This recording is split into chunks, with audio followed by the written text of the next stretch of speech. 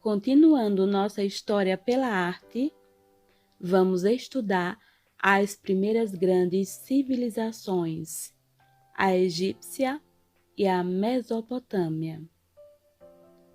Egito, na África, e a Mesopotâmia, no Oriente Médio.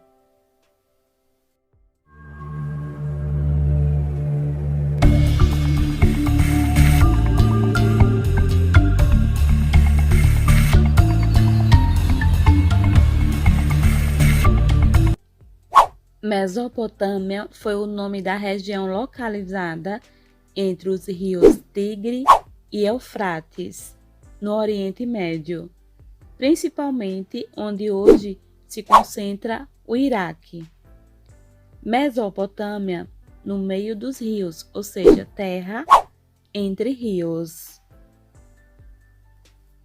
O Egito floresceu no Mediterrâneo. Egito, Rio Nilo. Esses dois povos baseavam sua economia na agricultura. Essa agricultura dependia destes rios. Por isso, era um povo hidráulico agrícolas. Do rio Nilo, que surge na África e deságua no mar Mediterrâneo, região do Oriente, e o rio Tigre e Eufrates, que deságua no Golfo Pérsico. Essa região é chamada de crescente fértil, porque é uma região muito seca, desértica, mas, devido à existência desses rios, tem sua fertilidade, ou seja, é possível plantar e colher, como a cevada, o centeio e o trigo, culturas agrícolas da região, presente até hoje, inclusive tendo sua representação na arte. O trigo, por exemplo, tem uma conotação religiosa com Jesus, considerado o pão da vida.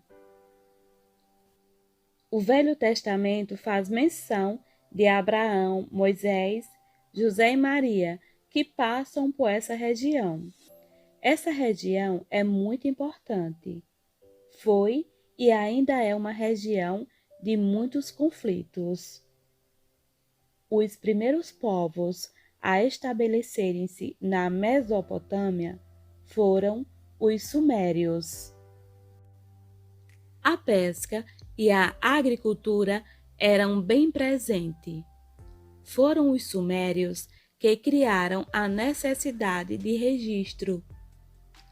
Os sumérios faziam tabuletas de argilas para manter um registro sobre a contabilidade do comércio. Esses registros escritos eram realizados em blocos de argila a partir de um objeto pontiagudo conhecido como cunha, uma escrita chamada cuneiforme. Primeira escrita da humanidade que se tem registro. A escrita cuneiforme, uma escrita abstrata feita pelos sumérios. Os sumérios foram dominados por outros povos, chamados caldeus, babilônios, assírios. Os babilônios dominaram os sumérios. Esses povos foram organizando-se em aldeias e eram povos guerreiros. Os sumérios faziam estaltas. Entre elas haviam as estaltas votivas, estaltas de cunho religioso. Para a adoração de seus deuses e deusas, eram construídos templos conhecidos como zigurates. Na Babilônia havia a figura de Enstá, a figura de uma Vênus, uma deusa da fertilidade. O principal rei do Império Babilônio foi Hammurabi. Além de desenvolver a agricultura com inúmeros canais de irrigação, ele ficou conhecido por organizar um conjunto de leis conhecido como Código de Hammurabi, ou Lei de Talião. Os assírios eram povos extremamente militarizados, um povo mais guerreiro. Não tinham uma preocupação votiva ou com as deusas da fertilidade. As figuras assírias eram figuras de touros, antropomorfizados, formas de homem, figuras que misturavam cabeça de homem, corpo de touro alado. Era uma simbologia que significava: somos inteligentes como homem, fortes como touro e rápidos como águias. Ou seja, não mexa com a gente. Os assírios ficaram conhecidos como guerreiros cruéis. Essas figuras antropomorfizadas eram talhadas em paredes. Eram uma simbologia visual usada para passar uma mensagem a outros povos. Aqui temos imagens de zigurates, que eram construções feitas de tijolos de barros, técnica de adobe. Os zigurates, como já mencionei, funcionavam como templos religiosos, mas também eram utilizados para depósitos de sementes e observatório espacial. As cidades eram fortificadas para evitar invasões. Os telhados eram usados para a secagem de sementes. Como vocês estão observando, os zigurates têm o formato de uma pirâmide escalonada, porque ele tem uma base triangular ou quadrada, é feita em escalas, ou seja, em degraus, pirâmides em degraus ou pirâmides escalonadas. É uma arquitetura monumental, uma arquitetura religiosa. Tem a função para depósito de sementes, templo religioso ou observatório. Esse zigurate foi reconstruído por Saddam Hussein para retomar essa ideia de Mesopotâmia, da Grande Babilônia, uma simbologia nacionalista. Ainda como exemplo de arte da época, temos o afresco. Afresco é uma arte ou método de pintura em parede que consiste em aplicar cores diluídas em água sobre revestimento ainda fresco, de modo a facilitar o embebimento da tinta. Ou seja, a pintura era realizada ainda sobre a tinta molhada e essa pintura é seca junto à tinta da parede. O Egito localiza-se ao longo do fértil vale do rio Nilo. O historiador grego Heródoto falava que o Egito é uma dádiva do Nilo, porque é uma civilização hidráulica agrícola, ligada ao rio, à água, à agricultura. O Egito é politeísta, porque crê em vários deuses. Há vários deuses no Egito. Por exemplo, o deus Ra, deus do sol, ligado à luz, o deus Amon, disco do céu, Sete, ligado à escuridão, à noite, Anubis, ligado à morte, Horus, deus que luta contra Sete, Ísis, deusa ligada à fertilidade. Com relação à morte, tem o Livro dos Mortos, que é uma espécie de manual de instrução que ensina a pessoa, depois de morta, os caminhos que ela deve seguir no mundo dos mortos até chegar ao tribunal de Osíris, onde será julgado. Outro processo ligado à morte é a mumificação, que consistia em um corte que era feito na altura do abdômen, de onde era retirado todos os órgãos e o cérebro. O coração era mantido e esses órgãos eram colocados em um recipiente à parte. Aplicavam uma espécie de ácido para facilitar a extração destes órgãos.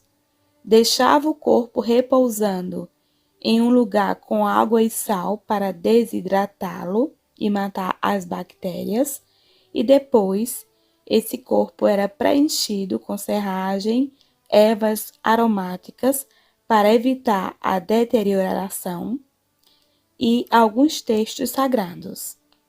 Depois enfaixava com ataduras de linho com cola. Após esse processo, o corpo era colocado em um sarcófago, espécie de caixão, abrigados dentro de pirâmides, quando era um faraó, ou sepultado em mastabas, uma espécie de túmulos para nobres e sacerdotes. Existem 3 tipos de túmulos: mastabas, que tem um andar, pirâmides, que podia ser em degraus ou lado plano, e hipogéus, que eram enterros sob a terra. A primeira pirâmide que temos é a pirâmide de José, mais ou menos 2.500 anos antes de Cristo. Depois temos as pirâmides de Gizé, que são as 3 mais importantes: Quéops, Quefrem e Miquerino. Por volta de 1500, no Vale dos Reis, no sul do Egito, uma região de montanhas, é encontrado túmulos que passam a ser escavados, que são chamados hipogéus. São os enterros sob a terra.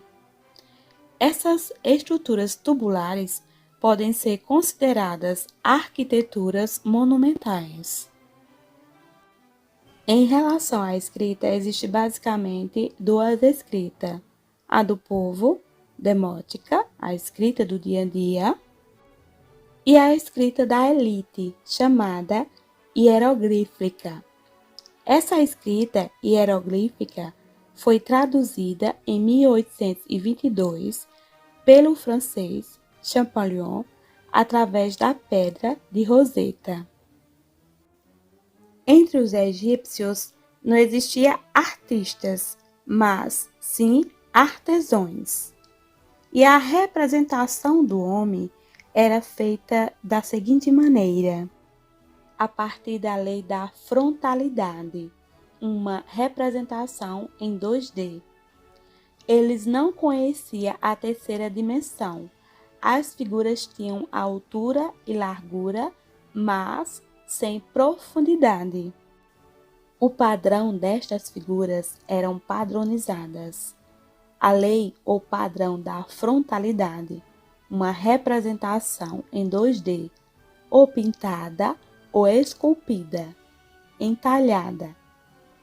Então, a representação da pintura e do entalhe era chamada de frontal, lei da frontalidade.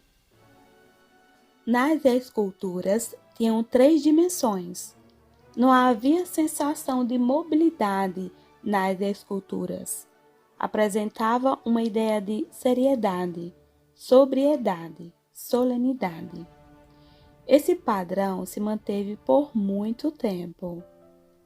Há tantas pinturas quanto esculturas que misturam esses 2 aspectos, antropomórficos e antroposomórficos, tanto homem como animal. Os egípcios nem sempre foram politeístas. O faraó Amenófis IV foi uma exceção. O faraó Amenófis IV, ele se declarou o único Deus, o único representante de Deus, chamado Akhenaton. E o único Deus seria Atom, o disco do Sol. é o único momento do Egito que temos o monoteísmo. E ele seria o filho de Atom, ou seja, o filho do disco do Sol, Akenaton. Neste momento, as esculturas mudam seu perfil, com mais afinamento na face, no corpo e representações mais realistas. Lembrando que, diferente da Mesopotâmia, os templos e as pirâmides egípcias eram feitas de pedras.